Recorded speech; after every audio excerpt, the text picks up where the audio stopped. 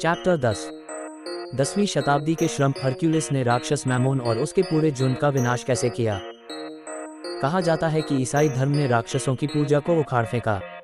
हालांकि अब ऐसा करने का समय आ गया है, क्योंकि हरक्यूलिस द्वारा नष्ट किए गए राक्षस मोलोच या युद्ध की तो बात ही छोड़िए, 19वीं शताब्दी के मध्य तक राक्षस मैमोन की पूजा पूरी दुनिया में, खासकर ग्रेट ब्रिटेन में की जाती थी। मानव बलि मैमोन के साथ साथ मोलोच को भी दी जाती थी और उनमें से अधिकांश को संभवतः पूर्व शैतान ने जीवन से वंचित कर दिया था। आग और धुएं के बीच नहीं गोली चलाने और छुरा घोंपने की संक्षिप्त प्रक्रियाओं से, नहीं तोपों की गड़गड़ाहट, नगाड़ों की ध्वनि और तुरहियों की ध्वनि से, बल्कि अस्वस्थता, दुख और भूख के धीमे और मौन संचालन से। इस प्रकार जबकि दो राक्षसों में से एक मोलोच बढ़िया दावतों का दावा कर सकता था, मैमोन के लिए पीड़ा का एक अधिक सुंदर भोज आयोजित किया गया था।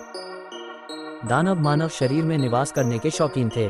धनवान अक्सर अवतार में प्रकट होते थे और उन्होंने विभिन्न रूप धारण किए। कभी कभी वे एक दुबले पतले मुरझाए हुए बूढ़े व्यक्ति के रूप में प्रकट होते थे, लेकिन अधिकतर एक गोल फूले हुए बड़े पेट वाले दैत्य के रूप में। उनके गाल भरे हुए थे, उनकी ठुड्डी नीचे लटकी हुई थी और उनकी नाक के सिरे पर कार्बन का या आकार के दाने थे। उनकी आंखें मटमैली और शीशे जैसी थीं और उनके मुंह की रेखा एक उल्टी मुस्कान की तरह थी, जिससे उनका रूप रंग विशिष्ट रूप से निषेधात्मक था। वे आमतौर पर बेशर्म बटनों वाला एक चौड़ा नीला कोट, काले या हल्के भूरे रंग का वास्कट, एक सफेद नेकलाइन और कमीज का फ्रिल और उसी तरह के ढीले ढाले फीके पतलून और गाइटर पहनते थे। उनके बालों में अक्सर पाउडर लगा होता था और वे अक्सर काले रिबन से अपनी गर्दन से लटकते हुए पॉकेट ग्लास पहने दिखाई देते थे। ऐसा लगता था जैसे उनके घुटने में हल्का दर्द हो, और वे आमतौर पर अपने हाथ अपनी पतलून की जेबों में रखते थे। चाहे वह कितना भी क्रूर हो, चाहे वह कितना भी शैतान हो, लोग उसके प्रति बहुत विनम्र थे, क्योंकि वह अपनी पूंछ नहीं दिखाता था। उसके चौकोर पंजे वाले जूते उसके खुर को छिपाते थे और वह एक सम्मानित व्यक्ति की तरह दिखता था। मैमोन के पास दासों का एक झुंड था जो ज्यादातर उसके जैसे ही दिखते थे। वे पुजारी के रूप में उसकी सेवा करते थे, अपनी आत्माएं उसे बेचते थे और उसकी वेदी पर रोजाना बलि चढ़ाते थे, जिन्हें वह जरूरत पड़ने पर मार डालता था। इस वधशाला के दृश्य विविध थे, लेकिन उनमें से सबसे महत्वपूर्ण थे करघा और खदान, जिनमें से खदान बहुत उपयुक्त थी, जबकि राक्षस अपनी आदतों में भूमिगत थे। अक्सर विषैले वाष्पों में या आग के नम तातारी वातावरण में वह दुष्ट राक्षस कोयले की खदान की खोपड़ियों में अपने शिकारों के ऊपर मंडराता रहता और अपनी दुष्ट आंखों, उनकी पीली मुरझाई हुई निगाहों, उनके कठोर चेहरे और विकृत अंगों और अपने लटकते कानों से उनकी कराहों, आहों और लड़खड़ाती सांसों के साथ बार बार प्रकट होता। अक्सर तंग, भीड़ भाड़ वाले और अस्वास्थ्यकर कारखाने में वह इसी तरह के व्यवहार का आनंद लेता। दोनों ही मामलों में उनकी परिस्थितियों से उत्पन्न शब्दों, शापों, अपशब्दों, गंदगी, शरारतों और व्यभिचार से वह उन लोगों के बीच और भी संतुष्ट होता था जिनका उसने खून किया था। उसका एक और पसंदीदा ठिकाना कर्मशाला था, जहां वह अपने हत्यारे मंत्रियों के उत्पीड़न से पीड़ित, मित्रहीन गरीबों की मृत्युशैया और गरीबों के प्रति उसके निर्दयी लालच से उत्पन्न मोटापे, निराशा और हृदय विदारक पीड़ा से खुद को भर लेता था, या फिर वह खुद को जेल में डाल लेता था और उन कैदियों के आंसुओं में आनंदित होता था जो अपराध के कारण खुद को और दुनिया को हमेशा के लिए खो चुके थे, जो अपने जल्लादों के बोझ से दरिद्र हो गए थे। इसके अलावा मोलोच के हाथों में मैमोन फंस गया। सोने की भूख के साथ खून की प्यास भी थी। उसने राष्ट्रों को युद्ध के लिए उकसाया और उसकी सबसे बड़ी जीत जहर की कीमत पर अतृप्त चीनियों का वध थी। झूठ, छल, अन्यायपूर्ण एकाधिकार और दमनकारी कानून भी मैमोन के कार्यों में से हैं। राजनेता ने उसकी ओर अपना लबादा फेर लिया, क्योंकि वह सुंदर हृदय को अपने लिए बदल लेता था या उसे निर्दोष या दुष्ट को जबरन बेचकर कुचल देता था। धर्म के प्रचारक जो उसके आदेश पर ऋण माफी का आदेश देते थे, दशमांश के लिए लूटे जाते थे। जुआ, पागलपन और आत्महत्या के घातक परिणामों के साथ उसके विकास के उपासों में से एक था। ये क्रूर मैमोन और उसके झुंड की अनेक हत्याएं, एर्थिया के राजा क्रिसोट या स्वर्ण तलवार के पुत्र राक्षसी गेरोन, जिसके बैल मानव मांस खाते थे, के समान कहा जा सकता है। मैमोन का झुंड भी बैलों जैसा था, क्योंकि वे प्रायः बहुत मोटे और अत्यंत मूर्ख होते थे और किसी भी उत्तम, परिष्कृत, सुंदर वस्तु, देशभक्ति, सदाचार, कविता, संगीत या कला के प्रति उनके मन में केवल एक बैल का विचार था। वास्तव में उन सभी के प्रति उनके मन में स्वाभाविक घृणा थी जो इन विषयों में श्रेष्ठ थे, और वे किसी उत्साही या प्रतिभाशाली व्यक्ति को, जिसका वे उपहास करना पसंद करते थे, दुख में देखकर सबसे ज्यादा प्रसन्न होते थे। ताज पहनाया गया राजा, जो उनमें से एक था, वह अंग्रेजी नहीं बोल सकता था, बोला, मैं बीबल्स कवि होता। वे जरूर एसडार रहे होंगे। हरक्यूलिस का 10वां काम मैमोन को नष्ट करना था, क्योंकि वह पहले गैरियन की सेवा करता था, क्योंकि वह दानव उससे मिलता जुलता था। उसने ये काम एक ऐसी प्रक्रिया से किया जो शायद कभी समझ में नहीं आती अगर यूनाइटेड किंगडम में इस उद्देश्य के लिए बुद्धिमान लोग इकट्ठे होते। वहाँ पुरुषों का एक समूह था जो मुख्यतः काले कपड़े और सफ़ेद नेकरचिफ पहनकर पहचाने जाते थे। लोगों को कुछ रहस्यों और आचरण के कुछ मामलों में शिक्षा देना उनका काम था। उनके सिद्धांत ने एक ऐसी व्यवस्था बनाई जिसके बारे में कहा जाता था कि वह देश में स्थापित हो चुकी है और जिस पर सभी, खासकर काले कपड़े पहने सज्जन, विश्वास करते थे और उससे मार्गदर्शन लेते थे। निस्संदेह लोगों ने यह दावा बड़ी ईमानदारी से किया था, लेकिन वे कुछ हद तक गलत थे। सच तो यह है कि वे ज्यादातर काफिर ही थे और यह बात अनजाने में ही अजीब थी, क्योंकि जब हरक्यूलिस ने उन पर काफिर होने का आरोप लगाया तो वे बहुत क्रोधित हुए और पूछा कि उन्हें क्या कहना है, और उसने इतने सारे सम्मानित लोगों वाले पूरे राष्ट्र पर घोर पाखंड का आरोप लगाने की हिम्मत कैसे की। क्या उसे नहीं पता था कि वे रविवार को कहाँ जा रहे हैं? मुझे पता है, हरक्यूलिस ने कहा, मैं तुम्हारी गाड़ियां दरवाजों पर देख रहा हूँ। उन्हें यह जवाब पसंद नहीं आया और हरक्यूलिस ने उन लोगों को जिन्होंने उससे पहले इसी तरह बात की थी तरह तरह के कठोर नामों से पुकारा, लेकिन वे उसकी छड़ी से डरे हुए थे। तब नेता ने उनसे पूछा, क्या ये कहावत उन्होंने नहीं मानी थी कि धन का प्रेम सभी बुराइयों की जड़ है? जरूर, उन्होंने कहा, वे इस पर विश्वास करते थे और इसकी कसम खाने को तैयार थे। मुझे लगता है, हरक्यूलिस ने कहा, तुम्हारे लिए कसम न खाना ही बेहतर होगा। वे इस कथन से जरा भी हैरान नहीं हुए। तो आओ, हरक्यूलिस ने आगे कहा, मैं तुमसे यह नहीं कहता कि तुम अपनी सारी संपत्ति बेच दो और उससे मिलने वाली रकम भूखे बुनकरों को दे दो, लेकिन अब मान लो कि तुम में से हर एक अपनी संपत्ति का 10वां हिस्सा गरीबों को दे दो। उन्होंने एकमत होकर इस प्रस्ताव को अस्वीकार कर दिया, और जब हरक्यूलिस ने विनम्रतापूर्वक उन्हें सोने के इस पापपूर्ण बोझ से मुक्त करने पर जोर दिया, तो उन्हें इस बात में न तो कोई समझदारी दिखी और न ही मजाक। हालांकि वे अपनी आंखों को अपनी असंगति के प्रति थोड़ा खुलने से नहीं रोक सके, जिस पर नेता ने उन्हें अपने खाली समय में चिंतन करने के लिए छोड़ दिया। इस बीच उन्होंने स्वयं को उन पवित्र सज्जनों की ओर मोड़ा जिन पर उन्होंने अपने कुछ तीखे बाण छोड़े, जिनके विरुद्ध वे सभी उत्पीड़न के बाण कहकर चिल्ला उठे। उन बाणों ने मस्तिष्क के उस भाग पर बड़ी सटीकता से निशाना साधा जो विवेक के अंक का प्रतीक है। उन्होंने उसे इतनी सक्रियता से डंक मारा कि सज्जन अंततः अपने उपदेशों का गंभीरता से पालन करने लगे। परिणामस्वरूप यह उदाहरण इतना प्रभावशाली है, थोड़े समय के बाद राष्ट्र अपनी विचार प्रणाली पर लौट आया और ब्रिटेन में इसके आगमन के 1000 साल बाद ईसाई धर्म अंग्रेजी धर्म बन गया। धन की पूजा समाप्त कर दी गई, उसके झुंड को तितर बितर और नष्ट कर दिया गया और उसे उसके अपने स्थान पर भेज दिया गया। चैप्टर 11वां श्रम। हरक्यूलिस ने हेस्पेरिडीज से स्वर्ण फल कैसे प्राप्त किया? हेस्पेरिडीज शब्द का अर्थ पश्चिमी युवतियां हैं। शास्त्रीय पुरातनता के हेस्पेरिडीज के पास एक छोटा सा स्वतंत्र क्षेत्र था जिसे उनका बगीचा कहा जाता था। ये कहाँ था, इस पर विद्वानों में मतभेद है। अपोलोडोरस इसे हाइपरबोरियंस के देश में रखता है, अर्थात उत्तर से परे के क्षेत्र में। इस प्रकार वह स्वयं को एक अत्यंत काव्यात्मक मन का व्यक्ति सिद्ध करता है, जो चुपचाप हवा के झोंके को एक स्थानीय निवास और नाम दे देता है। क्योंकि उत्तरी ध्रुव के पार इस ग्लोब पर जॉन ग्रॉट्स का घर, हम मानते हैं, वायुमंडल के अलावा कुछ भी नहीं मिलता, और उत्तरी ध्रुव स्वयं यह मानने का हर कारण है पूरी तरह से निये है, जिसकी व्याख्या हमारे पाठकों की कॉपनी या शास्त्रीय पसंद के अनुसार पूरी तरह से बर्फ या कुछ भी नहीं के रूप में की जा सकती है। आसियड हेस्पेरिडीज को समुद्र पार ले जाता है, लेकिन यह नहीं बताता कि वह उन्हें कितनी देर तक या किस स्थान पर ले जाता है। अधिक प्रचलित मत के अनुसार उनका निवास अफ्रीका में माउंट एटलस के पास था। उन्हें रात्रि के बच्चे कहा जाता था, शायद इसलिए कि वे काली थीं, जैसा कि निस्संदेह सच है इस अनुमान पर कि वे मूरिश दासियां थीं। शिशु मन को आलोकित करने वाले उन काव्यात्मक रत्नों में से एक में मैरी नाम की एक युवती से उसकी बागवानी की उपज के बारे में एक प्रश्न पूछा जाता है। यदि वह मुख्यतः सुनहरे पिप्पिन से बना होता तो प्रश्नकर्ता के मन में केवल लोलुपता ही आती, लेकिन यदि वे पिप्पिन वास्तव में सुनहरे सेब होते तो उत्तर आश्चर्य को आकर्षित करता, और यदि इसे एक बड़ा झूठ न माना जाता तो यह अधिभोग को भी उत्तेजित करता। ऐसा प्रतीत होता है कि यूरिस्थियस ने इन्हीं शक्तियों के अधीन कार्य किया होगा, क्योंकि हरक्यूलिस पर लगाया गया उसका 11वां कार्य हेस्पेरिडीज के बगीचे को लूटना था। उस जगह स्टील के जाल और स्प्रिंग गन का आविष्कार तब तक नहीं हुआ था कि रक्षा एक भयानक अजगर करता था, जिसके लिए हरक्यूलिस खुद को सेंट जॉर्ज साबित करता था। उसने उस दानव को मार डाला और सेब चुरा लिए। एक अन्य वृतांत में कहा गया है कि उसने एटलस से उस तरह की चोरी करने को कहा, और फिर उससे लूट का माल छीन लिया। लेकिन चूंकि उसी वृतांत में जब एटलस चोरी कर रहा था तब हरक्यूलिस ने आकाश को अपने कंधों पर उठा रखा था, इसलिए इस कहानी को उस बात का एक उदाहरण माना जाना चाहिए जिसे स्थानीय भाषा में ये और भी मजबूत होता जा रहा है कहा जाता है। अंग्रेजी हेस्पेरिडीज में पश्चिमी दासियों के अलावा अन्य पश्चिमी लोग भी शामिल थे। वे ज्यादातर पश्चिम के एक हिस्से में रहते थे जिसे आमतौर पर वेस्ट एंड कहा जाता था। उन्हें विभिन्न संप्रदायों से पुकारा जाता था, जिनमें सबसे प्रमुख प्राइवेट सकल्स और नोबिलिटी ऑफ टोन थे। उनके बगीचे मुख्यतः स्प्रिंग गार्डन्स और मेफेयर थे, लेकिन फेयर इंग्लैंड के कई जिलों में उनके विशाल एकड़ में फैले अन्य बगीचे भी थे। इन बागों के फल सुनहरे रंग के होते थे, यानी ये सुनहरे फल थे।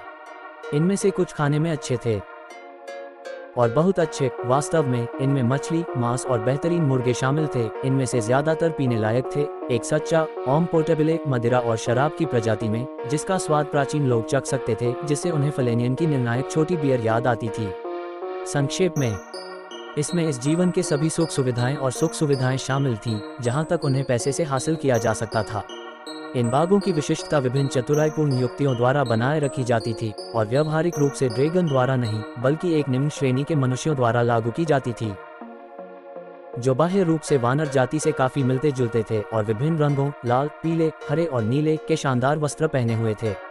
उनके पहनावे में सोने चांदी के हेडबैंड, बटन, बकल, कंधे पर पट्टियां और बैज वर्ग की अन्य सजावटें बहुतायत में थीं, जो शर्म के प्रतीक प्रतीत होते थे।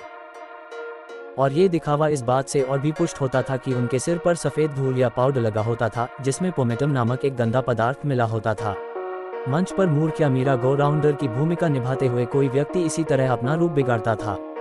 हालांकि ये लोग अपनी बेशर्मी पर पूरा गर्व करते थे और वे लगातार घमंड और अहंकार के प्रतीक के रूप में विशेष क्षेत्रों के द्वार पर खड़े दिखाई देते थे, उन सभी का प्रवेश रोकने के लिए जो कॉम इल्फोर्ट नस्ल के नहीं थे, जो खुद को अंग्रेजों से बेहतर समझते थे। जनता के लाभ के लिए हेस्पेरिडीज के सुनहरे फल प्राप्त करना हरक्यूलिस का प्रयास और कार्य था। जून और जुलाई की सुहानी दोपहरों में वह रॉटन रो नामक जनजाति के एक सार्वजनिक विश्राम स्थल पर जाता था। वहां वह हेस्पेरिडीज का चिंतन करता, उनके फलों को प्रदर्शित करता और उनके बगीचों के फूलों से खुद को सजाता, जिससे उनके मुंह में पानी आ जाता और दरिद्रता व अभाव की ईर्ष्यालु भावनाएं उत्पन्न होती, जो इस दुर्लभ प्रदर्शन को उत्सुक आंखों से देखते, अपने दुर्भाग्य को कोसते और अपने पड़ोसियों की संपत्ति का लालच करते। हरक्यूलिस को दशवर्षीय उत्सव के इस उल्लंघन का अनुमोदन नहीं था, लेकिन उसने भूखे पेटों और कांटों को इतनी छूट देने की अनुमति दी। वह हेस्पेरिडीज के फलों का सामान्य वितरण, यदि यह शांतिपूर्वक किया जा सके, वांछनीय मानता था, क्योंकि वह ये नहीं समझ पाया कि जिनके पास ये था, उनके पास इसका अतिरिक्त भंडार था और वे यह नहीं जानते थे कि इसका क्या करें। इसलिए उन्होंने इसे कुत्तों को, खासकर विदेशी कुत्तों के झुंड को, फेंक दिया। केवल यही सलाह थी कि उनकी चीख उनके कानों को संगीतमय लगे। हमारे नायक के पास एक पारखी नजर और सुंदरता की परख थी, और वह रूप की कोमलता, शिष्टाचार की शान और उस सुखद शांति को, जो हेस्पेरिडीज को उनके सुनहरे फल खाते समय दी गई थी, प्रशंसा से देखे बिना नहीं रह सका। न ही उसने उन फूलों की विलासिता के बारे में सोचकर अपनी नजरें ढीली की जिनसे उनके शरीर सुशोभित थे। लेकिन अगर वह अभी भी नश्वर होता और उस दुनिया को नहीं जानता होता जहां वीरों की आत्माएं सुखी अमर प्राणियों के बीच विश्राम करती हैं, तो उसकी आत्मा कितनी उत्तेजित होती और मानव प्रकृति के सबसे उज्जवल रूप को देखकर उसकी आशाएं कितनी प्रबल होती। उसे लगता कि उसकी आकांक्षाएं समाप्त हो जाती और उसका हृदय इसके विचार से ही ठंडा पड़ जाता, चित्रों से धंध जाता और गंदगी, अश्लीलता और गरीबी की अवनति से विकृत हो जाता। एक कुलीन सौम्य दिखने वाली युवती की तरह, जो देवियों से कुछ कम नहीं लगती थी। उसने सोचा कि सेंट जाइल्स का जंगली भी क्रूर से कुछ कम नहीं लगता। उसने सोचा कि वह गल्ला बेचने वाला और गाड़ीवान उसे मानवता और ईश्वरत्व में विश्वास से विमुख कर देंगे। वह ये प्रश्न करने के लिए ललचाया कि क्या ऐसी नीचता करने में सक्षम व्यक्ति के पास आत्मा भी बची है। इसलिए वह कुछ हद तक आम मनुष्यों को उन लाभों से अवगत कराना चाहता था जो भाग्यशाली हेस्पेरिडीज को प्राप्त थे। इस उद्देश्य से, कुछ लोग कहते हैं, उन्होंने अपोलो और ग्रेस को लोगों के बीच भेजकर उनके मन को विकसित और शिक्षित करने और हेस्पेरिडियन फल के लिए लालसा जगाने के लिए अपना कार्य शुरू किया। लेकिन सच्चाई यह है कि उन्होंने स्वयं एक शिक्षक के रूप में कार्य करते हुए पूरी पृथ्वी पर ज्ञान, परिष्कार और सुरुचि का प्रसार किया और अज्ञानता, अश्लीलता और असभ्यता को दंडित करने के लिए अपनी लाठी का उपयोग किया। इस प्रकार उन्होंने उन कई वर्गों और स्थितियों का उन्मूलन किया जो वास्तव में अपनी क्रूरता और मूर्खता के कारण हीन की उपाधि के हकदार थे। और अब लोगों की आंखें खुलने लगीं। पद और उपाधि धारण करने वालों द्वारा उन्हें मूर्खता माना जाता था और सम्मान केवल वास्तविक मूल्य के लिए दिया जाता था। हेस्पेरिडियन फल के लिए एक सामान्य भूख पैदा हो गई थी और अब बस इतना करना था कि इसे पूरे समाज में उचित रूप से वितरित किया जाए। हरक्यूलिस तुरंत बगीचों में घुस सकता था और अपने मजबूत हाथ से सुनहरा फल चुरा सकता था, उसे ले जा सकता था और उसे ले जा सकता था, लेकिन उसने ऐसा नहीं किया। उन्होंने केवल उनके मालिकों के लिए उन्हें बेचने या जिसे चाहें उसे देने की आज़ादी हासिल की, जिसे उन्होंने विधायिका के हाथों कृतज्ञतापूर्वक स्वीकार किया, जिसके बढ़ते हुए लोगों पर अपना प्रभुत्व बनाए रखने के प्रयासों ने उन्हें गहरे कर्ज में डुबो दिया था। इस प्रकार उनके बागान, जिनमें फल लग रहे थे, धीरे धीरे राष्ट्र में बांट दिए गए। कुछ ही समय में हॉथोर्न के नेतृत्व में गांव का नृत्य अलमैक की नृत्य शादी जितना ही आकर्षक, यदि उतना नहीं तो हो गया, बेनिफिट क्लब ट्रैवलर्स या कार्लटन की तरह ही सज्जनतापूर्ण था। हर जगह अंग्रेजी बोली जाती थी और उसकी शुद्ध भाषा का उच्चारण किया जाता था। काउंटर पर भी उतनी ही शालीनता से काम होता था जितना कि घर के कार्यालय में। मेलिना ने डचेस के साथ चाय पी, अर्ल अपने दर्जी के साथ कंधे से कंधा मिलाकर चल रहा था। सभी आदरपूर्वक थे और कोई भी अपने साथियों के आगे नहीं झुकता था और सभी मनुष्यों का सम्मान करो की कहावत सर्वत्र मानी जाती थी। चैप्टर 12। 12वां श्रम हरक्यूलिस ने अंग्रेज प्लूटो और सेरबेरस पर कैसे विजय प्राप्त की, यह उनकी अंतिम महान रचना है। जुपिटर और अल्कमेना के पुत्र और इन पृष्ठों के नायक के बीच कुछ विशेष पहलुओं में बहुत गहरी समानता है। हरक्यूलिस की तरह पंच भी अपनी गदा से सब कुछ निपटा देता है और अगर वह सरीसृपों और शिकारी जानवरों का नाश नहीं करता तो वह रोजाना बेलिफ, कांस्टेबलों, गिरजाघर के वार्डन और उस वर्ग के अन्य राक्षसों के सिर पर वार करता है। इसके अलावा पंच भी जैक कैच पर विजय प्राप्त करता है, ठीक वैसे ही जैसे हरक्यूलिस ने की थी, और उसका अंतिम पराक्रम मनुष्य के शत्रु पर विजय है। इस मामले में वह और हरक्यूलिस एक दूसरे से कितने मिलते जुलते हैं, यह पाठक को 10 मिनट आगे बढ़ने से पहले ही पता चल जाएगा। इंग्लैंड में कभी एक टाटस था। ये वास्तव में टाटस था, एक मामले में यह वकीलों के निवास स्थान से अलग था। ये डिव्स का नहीं बल्कि लाजर का निवास था। ये गरीबों के लिए दंड का स्थान था। गरीबों के लिए दंड का स्थान। पाठक आश्चर्य से कहता है, हमारे पूर्वज कितने निर्दयी, क्रूर और दुष्ट रहे होंगे। वे थे या नहीं, उन्होंने धरती पर ऐसा ही एक स्थान स्थापित किया था और उसका नाम था यूनियन वर्कहाउस। ये पूछा जाता है कि स्वर्ग के सामने यह महान राष्ट्रीय अपराध कैसे हुआ। इंग्लैंड में बुद्धिमान लोगों का एक संप्रदाय उत्पन्न हुआ जिन्हें राजनीतिक अर्थशास्त्री कहा जाता था। अर्थशास्त्री को अक्सर कंजूस के हल्के पर्याय के रूप में प्रयोग किया जाता है और ये लोग वास्तव में राजनीतिक कंजूस थे। उनके सामने सबसे बड़ा सवाल ये था कि गरीबों का कम से कम खर्च में प्रबंधन कैसे किया जाए। उन्हें न रखना उनके लिए ज्यादा बेहतर होता, लेकिन अनुभव ने सिद्ध कर दिया है कि भूख से मरते समय लोग बेकाबू होकर घर गिराने, घास फूस जलाने, गला काटने और अन्य बुराइयां करने के लिए प्रवृत्त होते हैं, और राजनीतिक अर्थशास्त्रियों को अपनी चीजों और शवों का बहुत सम्मान था। यह माना जा सकता है कि बदकिस्मत गरीबों की हत्या को वैध बनाना उनके मन में एक स्वाभाविक बात रही होगी।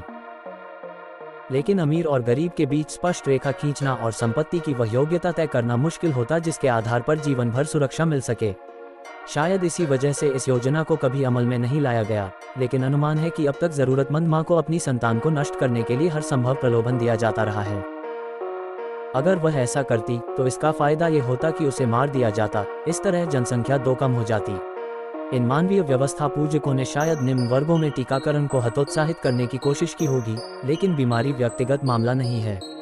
शरीर और आत्मा को एक साथ रखने के अलावा और कोई मदद नहीं थी, और ऐसा करना और अब राजनीतिक अर्थशास्त्र का सिद्धांत नहीं रहा। लेकिन इसके अलावा गरीबी को रोकना, लोगों को गरीब बनने से रोकना ही उस विज्ञान का उद्देश्य था, क्योंकि इसके प्रोफेसरों ने चुपचाप ये सोचा कि मनुष्य की गरीबी उसकी अपनी गलती के कारण है। इस प्रस्ताव के परिणामस्वरूप किसी को भी अनिवार्य रूप से जन्म नहीं लेना चाहिए, या मन और शरीर से कमजोर नहीं होना चाहिए, या बीमारी से ग्रस्त नहीं होना चाहिए, या पैर नहीं तोड़ना चाहिए, या अपनी दृष्टि नहीं खोनी चाहिए, या किसी प्राकृतिक असुविधा के तहत काम नहीं करना चाहिए, या किसी भी दुर्घटना का शिकार नहीं होना चाहिए जो उसकी रोटी कमाने में बाधा बने। वे सभी चीजें जिन्हें मानव जाति की अज्ञानता ने पहले दुर्भाग्यपूर्ण माना था, अब अपराध और बुराइयां हैं जो स्वतंत्र इच्छा के दुरुपयोग से जानबूझकर की जाती हैं। ये सिद्धांत इस सहस्राब्दी में निस्संदेह अपने प्रस्तावक को अराजकता के लिए योग्य बनाता है, लेकिन हमारे पूर्वजों के पास कई विचार थे और उन्होंने कई चीजें की जिन्हें अब हमें पागलपन का श्रेय देना चाहिए। जब हम किसी राज्य परेड या लॉर्ड मेयर के शो की पुरानी तस्वीर देखते हैं तो यह निष्कर्ष निकालना मुश्किल है कि ऐसे प्रदर्शनों में अभिनेता मानसिक रूप से विक्षिप्त नहीं थे। गरीबी निवारण के परम कल्याणकारी उद्देश्य को पूरा करने के लिए राजनीतिक अर्थशास्त्रियों ने एक निश्चित कानून बनाया, जिसे नया गरीब कानून कहा गया। पुराने गरीब कानून, हमारा तात्पर्य वैधानिक कानून से नहीं बल्कि 1800 साल से भी पुराने कानून से है, में यह आदेश दिया गया था कि अगर कोई भाई भूखा हो तो उसे खाना खिलाना चाहिए, और अगर वह प्यासा हो तो उसे पानी पिलाना चाहिए, और यह कि खाना पीना ऐसा होना चाहिए जिससे वह खुद को भर सके। अपने पड़ोसी के लिए उसका आत्म प्रेम ही वह पैमाना होना चाहिए जो उसे अपनाना चाहिए। इस प्रकार, उदाहरण के लिए, पानी की कठोरता वह भोजन नहीं था जिसे ईसाई दान ने पहले निर्धारित किया था। ये पुराने गरीब कानून के आहार में शामिल नहीं था, लेकिन नए कानून में यह एक महत्वपूर्ण वस्तु थी। इसके अलावा इसमें पानी की मात्रा बहुत ज्यादा थी। बाकी भोजन लगभग उसी गुणवत्ता का था जो आमतौर पर लोगों द्वारा खाए जाने वाले भोजन की तुलना में एक प्रकार का स्थूल भोजन था। जैसा कि राजनीतिक अर्थशास्त्रियों ने बहुत ही समझदारी से भविष्यवाणी की थी, एक प्रकार के स्थूल भोजन पर जीने के बजाय एक व्यक्ति अपनी सारी नसों पर जोर देगा। उन्होंने समझदारी से इस सिफारिश को समझा कि खाना सस्ता और घिनौना होना चाहिए। लेकिन बात यहीं खत्म नहीं हुई। नए गरीब कानून के तहत संकटग्रस्त लोगों के लिए जो व्यवस्था की गई थी वह आवास व्यवस्था से अद्भुत रूप से मेल खाती थी। यूनियन वर्कहाउस को बाहर से यथासंभव जेल जैसा बनाया गया था, और इसकी आंतरिक व्यवस्था एक राक्षस के रहने के लिए बनाई गई थी। इसमें बेचैन वयस्कों के लिए कालकोठरी और हिंसक युवाओं के लिए कोड़े मारने की व्यवस्था थी। इस प्रकार इसे बहुत ही विवेकपूर्ण ढंग से एक ऐसी जगह बनाया गया था जहां आराम की जरा भी कल्पना रखने वाला कोई भी व्यक्ति रहना पसंद नहीं करेगा। इसकी असुविधा को कई बेहद चतुर तरीकों से और बढ़ा दिया गया था। उदाहरण के लिए, अगर कोई गरीब कैदी तंबाकू के एक टुकड़े का आनंद लेते हुए पाया जाता तो उसे तुरंत उस विलासिता से वंचित कर दिया जाता। किसी मित्रवत आगंतुक की दयालुता को दुख के प्याले में चीनी की एक डली डालकर मीठा करने की अनुमति नहीं थी। लेकिन वर्कहाउस व्यवस्था में चतुराई की उत्कृष्ट कृति पति पत्नी का अलगाव था, क्योंकि उनके दुख को कम करने के लिए आपसी सहानुभूति के अलावा और कुछ नहीं था, और यह वांछनीय से बढ़कर हो ही नहीं सकता था। और उस वृद्ध प्रेमी जोड़े के कड़वे आंसू, जो शायद अपनी जवानी के दिनों के बाद पहली बार बिछड़े थे, देखने वाले के लिए एक और भी शिक्षाप्रद उदाहरण है। कार्यशाला में काम करने वालों को अपने सिर मुंडवाने और शर्म का वस्त्र पहनने के लिए बाध्य किया जाता था, क्योंकि अन्य लोग उनकी स्थिति में आने के डर से ज्यादा मजबूर महसूस करते थे। ऐसा ही था अंग्रेजी टाटस। उस समय उसका प्लूटो मंत्री था जो उसकी अध्यक्षता करता था, और उसके 3 सिर वाले राक्षस सेरबेरस को बेचारे विधि आयोग ने अपने अधीन कर लिया था। एक मोटा, दुष्ट सा, गुस्सैल, लाल नाक वाला शावक, जिसकी संतान का जिक्र करना हमें नहीं भूलना चाहिए, वह था बीदल। जैसे प्राचीन काल के हरक्यूलिस ने सेरबेरस को उसकी गुफा से बाहर निकाला था, वैसे ही उसने अपनी मुख्य शक्ति से इंग्लैंड के सेरबेरस को उसके भौंकने और काटने के बावजूद दिन के उजाले में खींच लिया। उसने कारागार के रहस्यों को उजागर किया, उसने उन्हें राष्ट्र के कानों में गरज कर सुनाया। उसने अपने प्रयोगों को तब तक नहीं रोका जब तक उसकी यह पुकार नहीं निकली, अमानवीय घटिया कानून को नष्ट करो। जॉन रोड के घराने से फिर गूंज उठी दुनिया के कोने कोने तक। क्रूर कानून निरस्त कर दिया गया, नंगे और भूखे लोगों पर दया दिखाई गई, और उसी क्षण से राजनीतिक अर्थशास्त्रियों की शर्मिंदगी और भ्रम के बीच राष्ट्र समृद्ध होने लगा। गरीबों को दिया गया दान एक लाभदायक ऋण साबित हुआ। हरक्यूलिस ने अब अपने 12 श्रम का दूसरा सेट पूरा कर लिया था, लेकिन उसने एक बेका दर्जन बनाने का निश्चय किया।